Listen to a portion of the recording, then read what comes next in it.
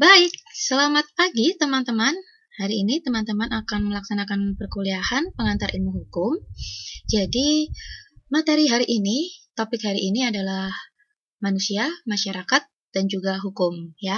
Nah, sebelum teman-teman bahas tentang itu, pertama saya jelaskan dulu ya tentang hukumnya dulu.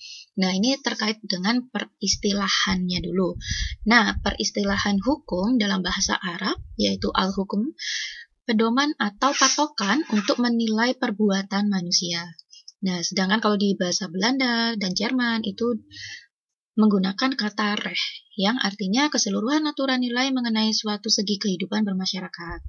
Di bahasa Yunani ada ius dan juga di bahasa Inggris ada law. Nah, ini kita singkat aja karena hanya peristilahan ya. Kita lanjut ke makna hukum. Nah, kalau dari makna hukum sendiri sebenarnya ada ada banyak lah makna hukum yang yang didefinisikan oleh beberapa profesor, oleh beberapa ahli hukum. Nah, salah satunya ini yang saya ambil adalah makna hukum dari Profesor Wirjono Projodikoro. Jadi beliau mengatakan bahwa hukum adalah rangkaian peraturan mengenai tingkah laku orang-orang sebagai anggota dari suatu masyarakat.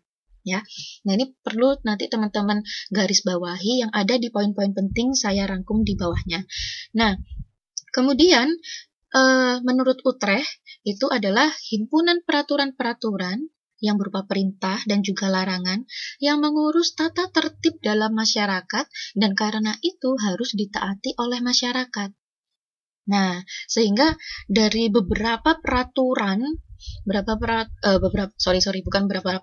dari beberapa definisi terkait dengan hukum yang sudah diungkapkan oleh beberapa ahli dan juga profesor.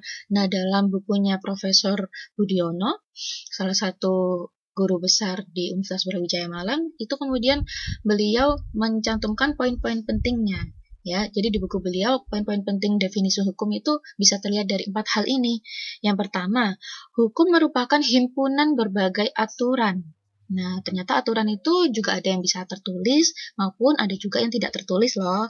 Nah, itu yang pertama. Kemudian yang kedua, isinya berupa norma-norma, yaitu bisa perintah, bisa juga larangan. Yang ketiga, bertujuan mengatur tata tertib pergaulan hidup dalam masyarakat. Tujuannya itu. Dan kemudian yang keempat, lazimnya mengandung sanksi. Nah, yang keempat ini kenapa saya garis bawahi? Karena ini nanti adalah suatu clue untuk teman-teman menjawab di question answer forum next meeting ya. Ya, next meetingnya nggak tahu, entah 1 pertemuan lagi atau 2 pertemuan lagi ya. Nah, ini jadi clue untuk yang poin keempat. Nah, kita lanjut ke slide berikutnya. Nah, hubungan manusia, masyarakat, dan hukum. Kita mulai masuk ke topik pembahasan hari ini. Nah, jadi manusia, sebagaimana teman-teman ketahui ya, kita ini adalah manusia yang hidup sebagai individu.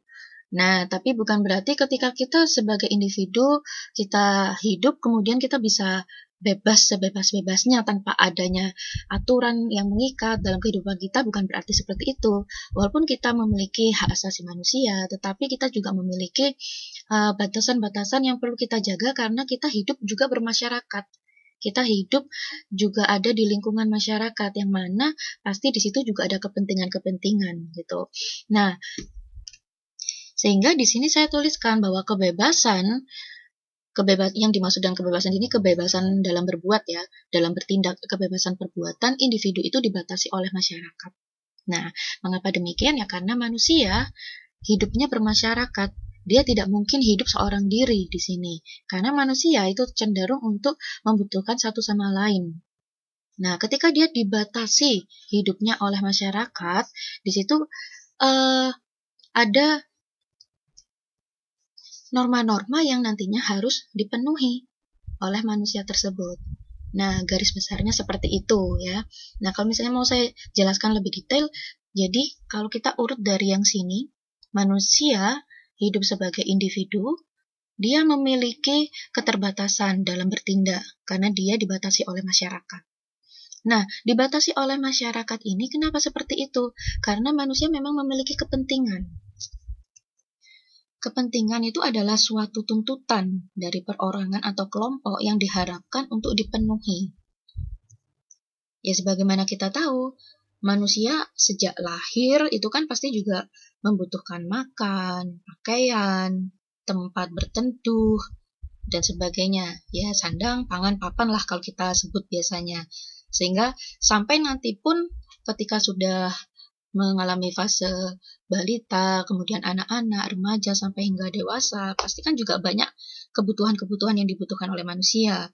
Di sekolah, bekerja, berkeluarga, bermasyarakat. Nah, itu yang kemudian kita sebut dengan kepentingan.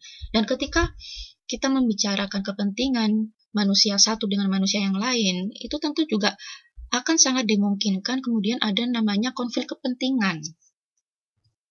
Konflik kepentingan ini bisa terjadi dalam hal usaha manusia satu ingin memenuhi kebutuhan hidupnya, berbentrokan, berbenturan dengan manusia yang lainnya ketika manusia lainnya juga ingin memenuhi kebutuhan hidupnya. Nah, konflik kepentingan seperti ini tidak bisa dihindari memang. Apalagi manusia hidup dalam bermasyarakat gitu. Nah, tapi kita kembali lagi ke hakikat bahwa manusia itu sebagai zon politikon. Dia adalah makhluk sosial.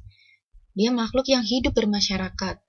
Nah, manusia yang hidup dalam bermasyarakat itu tentunya juga memiliki satu tujuan bersama.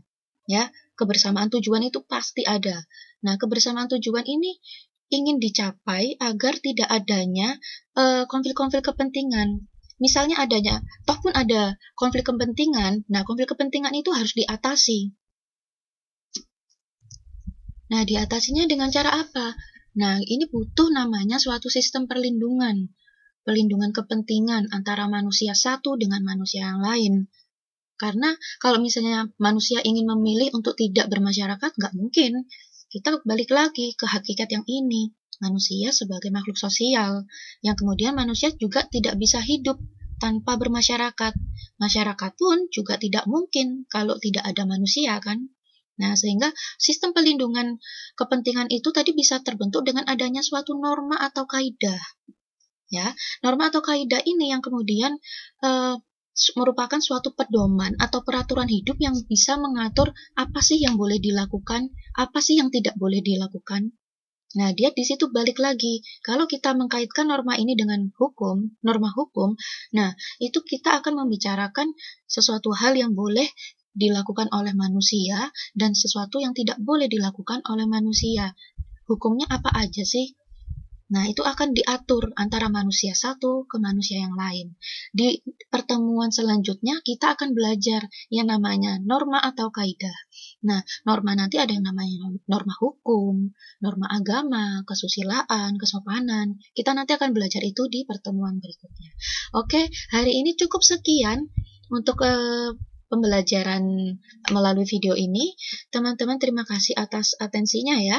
Nah, referensi mata kuliah hari ini bisa dilihat di bukunya Profesor Budiono, kemudian di bukunya Profesor Sudikno Mertokusumo juga. Oke, terima kasih teman-teman atas atensinya. Semangat belajar, sukses selalu. Good luck!